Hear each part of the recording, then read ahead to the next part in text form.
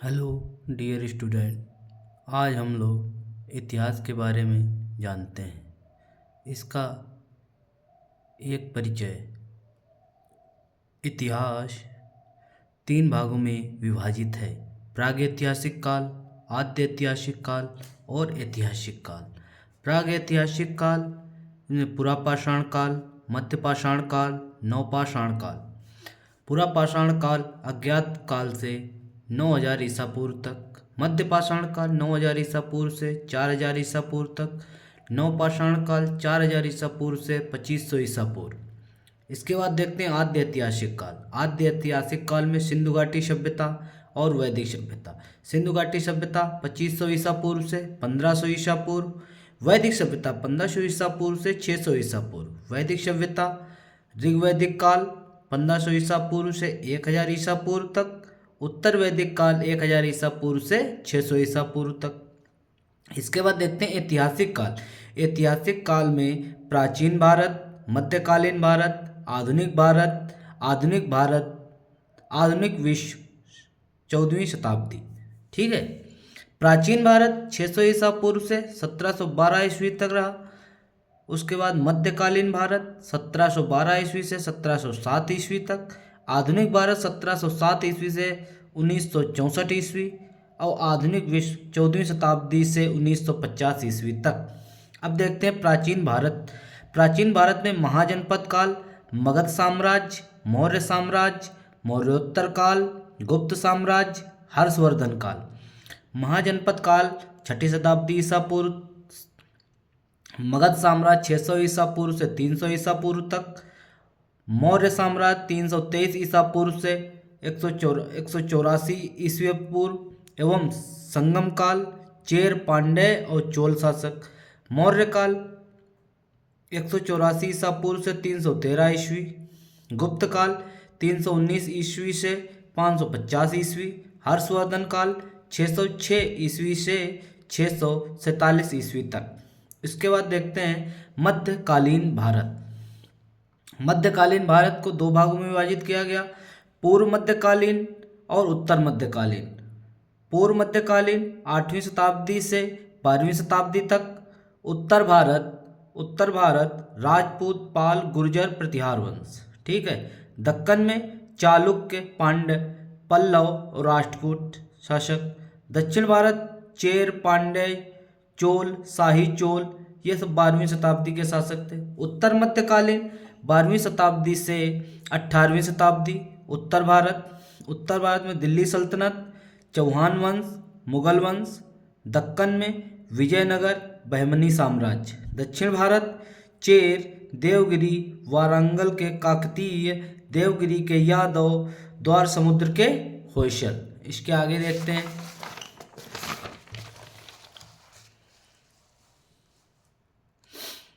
आधुनिक भारत। आधुनिक भारत में यूरोपीय कंपनियों का आगमन। पुर्तगाली 1498 ईस्वी, डच 1602 ईस्वी, अंग्रेज 1608 ईस्वी, फ्रेंच 1664 ईस्वी। उसके बाद मुगल साम्राज्य का विघटन एवं उत्तराधिकारी राज्य बंगाल, अवध, हैदराबाद, कर्नाटक। उसके बाद देखते हैं अंग्रेजों का भारत विजय। कर्नाटक युद्ध 1744 से 63 ईस्वी। बंगाल में प्लासी व बक्सर की विजय 1757 में प्लासी की और 1764 में बक्सर की विजय। मैसूर 1799 ईस्वी में। मराठा संधि की समाप्ति 1817 से 1818 ईस्वी। पंजाब का अधिग्रहण 1849 ईस्वी। दासता का बंधन अंग्रेजों द्वारा विभिन्न सामाजिक, आर्थिक व राजनीतिक नीतियों द्वारा भारत का शोषण। प्रतिक्रिया 1757 ईस्वी का मुक्ति संग्राम। राष्ट्रवादी जागरण, सामाजिक धार्मिक सुधार, राजनीतिक संस्थाओं की स्थापना। भारतीय राष्ट्रीय कांग्रेस की स्थापना 1885 ईस्वी। स्वतंत्रता संग्राम की गतिशीलता। कांग्रेस नरम दल से गरम दल की ओर क्रांतिकारी आंदोलन। गांधी जी के आंदोलन। स्वतंत्रोत्तर भारत मतलब स्वतंत्र भारत। तात्कालिक समस्याओं का सामना, आर्थिक प्रगति की ओर, विदेश नीति और गुटनिरपेक्षता। आधुनिक विश्व 14वीं शताब्दी से 16वीं शताब्दी। इसमें पुनर्जागरण काल, आधुनिक विश्व इतिहास का प्रस्थान बिंदु। फिर है धर्म सुधार आंदोलन, ईसाई धर्म के मध्यकालीन स्वरूप की समाप्ति। भौगोलिक खोज अभियान, नवीन देशों व जलमार्गों की खोज। 1750 ईस्वी से 1900 ईस्वी। औद्योगिक क्रांति, इंग्लैंड से प्रारंभ, अन्य देशों में प्रसार। उसके बाद अमेरिकी क्रांति 1776 से 1783 ईस्वी, विश्व के प्रथम आधुनिक गणतंत्र की स्थापना। उसके बाद फ्रांसीसी क्रांति 1789 ईस्वी, मानवाधिकार की घोषणा। राष्ट्रवाद का प्रसार, जर्मनी व इटली का एकीकरण 1870 ईस्वी में। आगे देखते हैं 1900 ईस्वी से 1950 ईस्वी। प्रथम विश्व युद्ध 1914 से 18 ईस्वी। पेरिस की संधियां 1919 ईस्वी। राष्ट्रसंघ की स्थापना 1920 ईस्वी। रूसी क्रांति 1917 ईस्वी। विश्व में प्रथम साम्यवादी राज्य की स्थापना। दो विश्व युद्धों के मध्य यूरोप। वाइमर गणतंत्र एवं नाजीवाद का उदय, जर्मनी। फांसीवाद, इटली। स्पेन का गृह युद्ध, द्वितीय विश्व युद्ध 1939 से 1945 ईस्वी तक। संपूर्ण युद्ध, इतिहास का सर्वाधिक भयावह युद्ध, शांति स्थापना का नवीन प्रयास। इसमें देखते हैं ऐतिहासिक स्रोत के बारे में जानते हैं। इतिहास के ऐतिहासिक स्रोतों के बारे में हम लोग जानते हैं।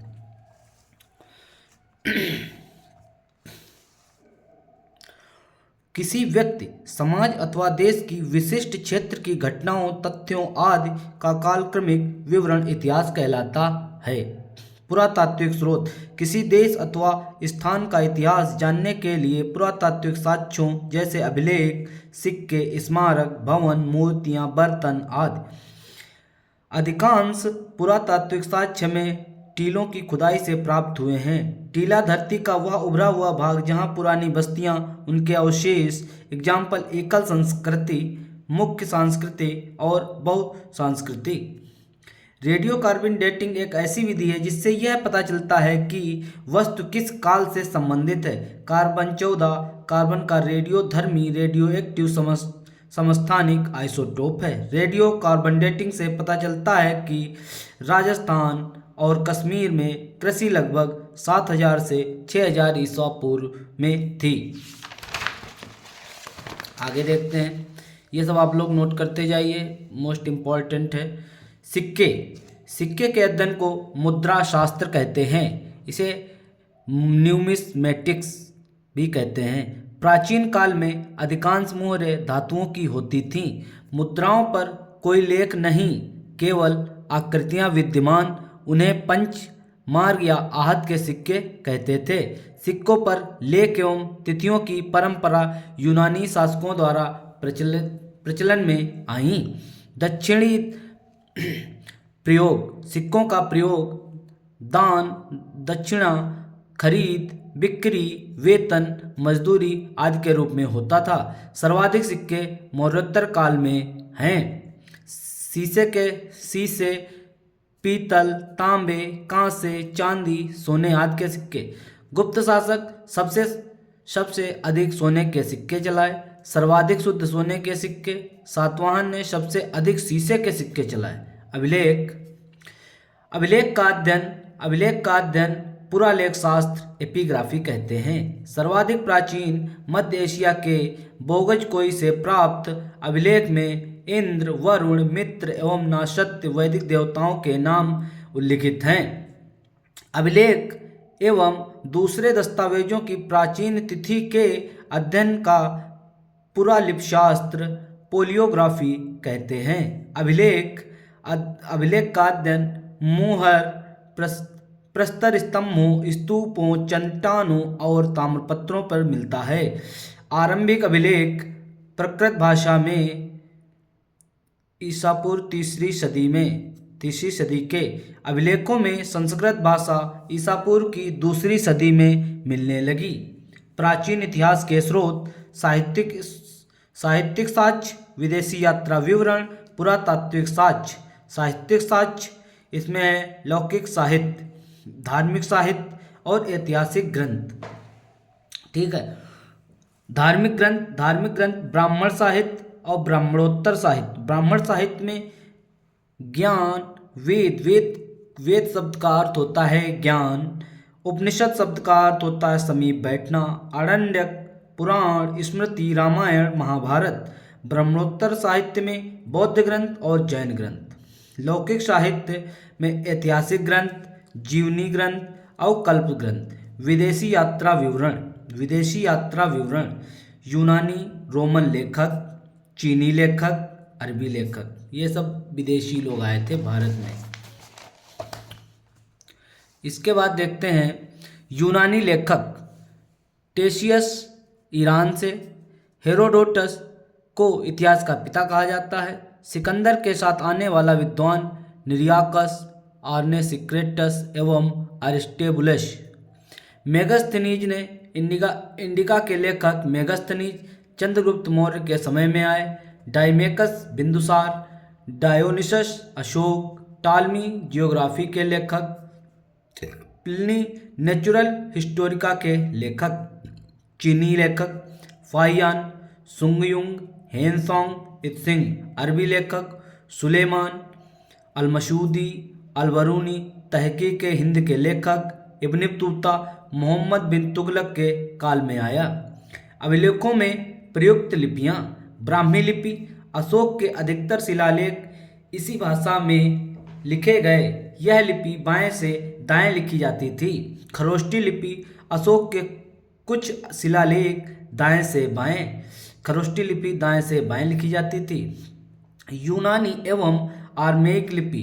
पाकिस्तान और अफगानिस्तान में अशोक के शिलालेखों में इन लिपियों का प्रयोग हुआ। प्रमुख अभिलेख व शासक। हाथीगुम्फा अभिलेख कलिंग नरेश खारवेल। ऐहोल अभिलेख पुलकेशिन सेकंड। नासिक अभिलेख गौतमी बलसिरी। जूनागढ़ अभिलेख रुद्रदामन। प्रयाग स्तंभ अभिलेख समुद्रगुप्त। मंदसौर अभिलेख मालवा नरेश यशोवर्मन। ग्वालियर अभिलेख श्रीहर नरेश भोज। प्रतिहार नरेश भोज। देवपाड़ा अभिलेख बंगाल शासक विजयसेन। भीतरी व जूनागढ़ अभिलेख स्कंद गुप्त। इम्पॉर्टेंट। अशोक के अभिलेखों को पढ़ने में सर्वप्रथम 1837 में जेम्स प्रिंसेप को सफलता मिली। हड़प्पा संस्कृति के अभिलेख अभी तक पढ़े नहीं जा सके क्योंकि ये भाव चित्रात्मक लिपि में लिखे हैं। ये सब आप लोग नोट करते जाइए, ये सब एग्जाम में पूछे जाने वाले ही इम्पोर्टेंट फैक्ट्स हैं। आगे देखते हैं पुरातात्विक स्तंभ अभिलेख व उनके स्थान। मेहरौली स्तंभ अभिलेख। मेहरौली दिल्ली चंद्रगुप्त सेकंड के काल में गुप्तकालीन समय में। यह स्तंभलेख व्यास नदी के समीप विष्णु पहाड़ी पर स्थित है जो वर्तमान में कुतुब मीनार के पास है। चंद्रगुप्त द्वितीय के दिग्विजय अभियानों एवं उनके द्वारा सिद्ध के साथ युद्धों के बाद बाल्टिकों पर विजय प्राप्त करने का विवरण देता है। प्रयाग प्रशस्ति स्तंभलेख, ये मोस्ट इम्पॉर्टेंट है। प्रयाग में समुद्रगुप्त के शासनकाल में गुप्तकालीन समय में इस प्रशस्ति में समुद्रगुप्त की विजयों का यशोगान किया। इसकी रचना हरिसेन ने काव्य शैली में की। बौद्ध स्तंभलेख भरूच में राजा वसुदेव के शुंग काल में शुंग वंश की इसमें जानकारी मिलती है। बौद्ध स्तंभलेख में मथुरा स्तंभलेख, मथुरा यूपी में चंद्रगुप्त के शासन में गुप्तकालीन समय था। यह प्रथम गुप्त अभिलेख है जिसमें गुप्त संवत का प्रथम वर्णन वर्णित है। इस स्तंभ द्वारा गुप्त सम्राट की धार्मिक सहिष्णुता पर प्रकाश पड़ता है। गरुड़ स्तंभलेख बेसनगर विदिशा में स्थित है। भागभद्र के समय शुंग काल में। इसमें नैतिक शिक्षा के अंतर्गत आत्म संयम, त्याग व सतर्कता जैसे नैतिक कार्य स्वर्ग के पक्ष प्रस्तुत किया गया है। एरण स्तंभ लेख। एरण एमपी में समुद्रगुप्त के समय गुप्तकालीन शासन था। यह स्तंभ लेख समुद्रगुप्त के व्यक्तिगत मामलों की जानकारी देता है।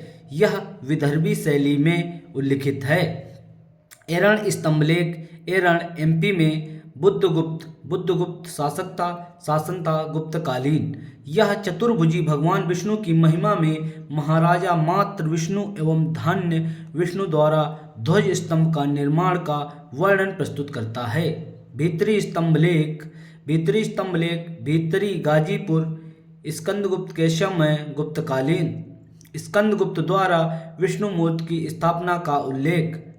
बिहार स्तंभ लेख। बिहार शरीफ पटना स्कंदगुप्त का शासक गुप्तकालीन समय। स्कंदगुप्त द्वारा अश्वमेध यज्ञ कराने तथा एक स्तूप का निर्माण कराने का उल्लेख मिलता है।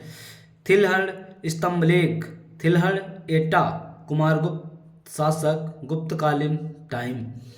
एरण स्तंभ लेख। एरण एमपी भानुगुप्त शासक गुप्तकालीन समय। तालगुंडा स्तंभ लेख। शिमोगा मैसूर शांतिवर्मन या मयूर शर्मन गुप्तकालीन समय। ये सब आप लोग नोट करते जाइए, बहुत इंपॉर्टेंट है, एग्जाम में पूछे जाने वाले स्रोत। अब आते हैं साहित्यिक स्रोत। भारत में पांडुलिपियाँ भोजपत्रों और ताम्रपत्रों पर लिखी मिलती हैं। मध्य एशिया में ये पांडुलिपियाँ मेष चर्म एवं काष्ठफलों पर लिखी गई हैं। संपूर्ण भारत संस्कृत की पुरानी अधिकतर दक्षिण भारत, कश्मीर और नेपाल से प्राप्त हैं। हिंदुओं के धार्मिक साहित्य वेद, रामायण, महाभारत, पुराण आदि ऋग्वेद को 1500 से 1000 ईसा पूर्व के लगभग का मान सकते हैं, परंतु अथर्ववेद, यजुर्वेद, ब्राह्मण वेद, आरण्यक और उपनिषदों को 1000 से 500 के लगभग माना जाता है। वेद, उपनिषद व उनकी विशेषताएं। वेद उपवेद विवरण। ऋग्वेद इसका उपयोग है आयुर्वेद, विवरण है चिकित्सा शास्त्र से संबंधित। यजुर्वेद इसका उपयोग धनुर्वेद, विवरण है युद्ध कला से संबंधित। सामवेद गंधर्ववेद इसका उपवेद है, इसका विवरण है कला एवं संगीत से संबंधित। अथर्ववेद इसका उपवेद है शिल्पवेद, विवरण है भवन निर्माण कला से संबंधित। वेदांग 6 वेदांग हैं। नंबर 1 शिक्षा, वैदिक शब्दों के कुछ उच्चारण। कल्प, वैदिक कर्मकांडों से विधि नियम। व्याकरण, इनमें नमो धातुओं, रचना एवं उपसर्ग प्रत्यय का प्रयोग। निरुक्त, भाषा शास्त्र का प्रथम ग्रंथ, यास्क ने निरुक्त की रचना की। छंद, वैदिक साहित्य में गायत्री, त्रिपिटक, जगती, बृहति का प्रयोग। ज्योतिष, इसमें ज्योतिष शास्त्र के विकास को दिखाया गया है। इसके प्रसिद्ध आचार्य लगध मुनि थे।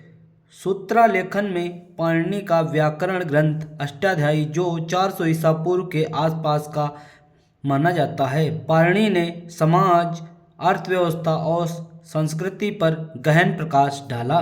महाभारत व्यासकृत पहले 8800 श्लोक जय संहिता के नाम से, फिर 24,000 श्लोक, फिर संभवतः 10वीं सदी से पूर्व 4वीं शताब्दी के ईसा पूर्व तक वर्तमान में महाकाव्य में महाभारत में 2 लाख से अधिक श्लोक 1 लाख से अधिक श्लोक हो गए हैं। तदनुसार सतसहस्री संहिता या महाभारत कहलाया। इसमें राजनीतिक, सामाजिक एवं धार्मिक स्थिति का ज्ञान मिलता है।